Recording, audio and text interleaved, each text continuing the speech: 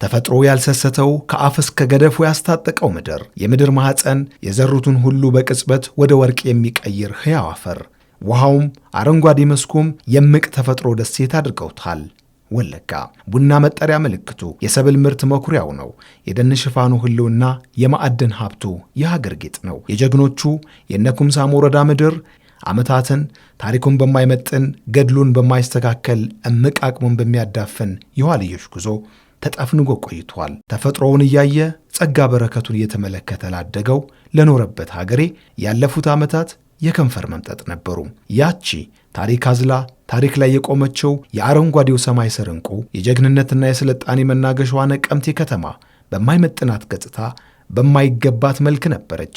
ታሪኳም ከፍታዋም ተዳፍኖ የተዘነጋች እስከ መሆን የደረሰች፣ የቆሸሹ ቀዮቿ፣ ያደፉ ጎዳናዎቿ የተመልካች አለ ሲሉ ቆይተዋል።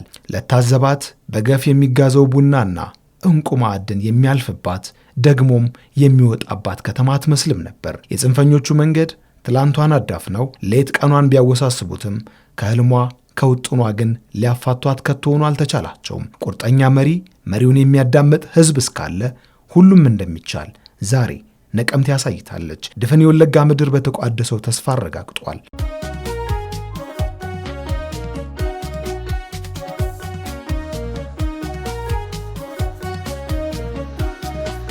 አሁን የወለጋ ምድር ምዕራብ ሆኖ የፀሐይ መጥለቂያነቱ ስጋት ጭራሹኑ ተገፏል። በአንድ እጁ ሰላም እያስጠበቀ በአንድ እጁ የወለጋን ክብር ለመግለጥ የተነሳው የመደመር መንግስት ከሸማቂ ጋር ተናንቆም ቢሆን ህዝብን አሰልፎ ከስኬት አልተገታም። የትላንት ቁጭት የንልማ ጥያቄን ባገኘው አጋጣሚ የሚተነፍስ ህዝብ ከመንግስት ጎን ሲቆም ምን እንደሚሆን አሳይቷል። አሁን የተዘነጋችው ከተማ ድምቀትና ፍካት ሆኖላታል። ታሪኳንም የገዘፈ ስሟንም የምታጎላበት ድንቅ መድረክ አግኝታለች።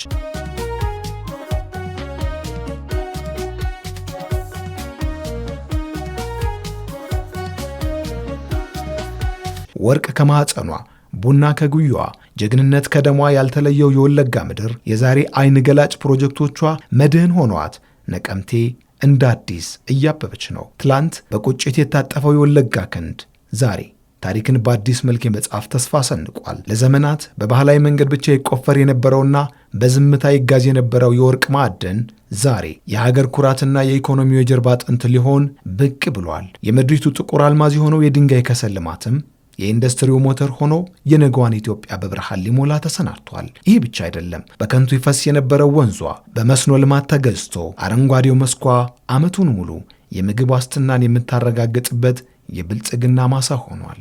በኮሪደር ዳግም የተገለጠው የከተማዋ ውበትማ በቀንም በምሽትም ራሱ የሚናገር የዛሬዋን ነቀምቴ ከዚህ ቀደም አታውቋትም የሚል ሆኗል። ሰፊው መንገድ፣ የተዘረጋው መዝናኛ ስልጡኑን የወለጋ ህዝብ በሚመጥን ውበት ተገልጧል። ቃሉን ሆኖ ባሳየው የሀገሬውን ቁጭትና ጥያቄ ሌት ተቀን በደከመበት የለውጡ አመራር የወለጋ ዳግም መነሳት የነቀምቴም ዳግም ውልደት እውን ሆኗል።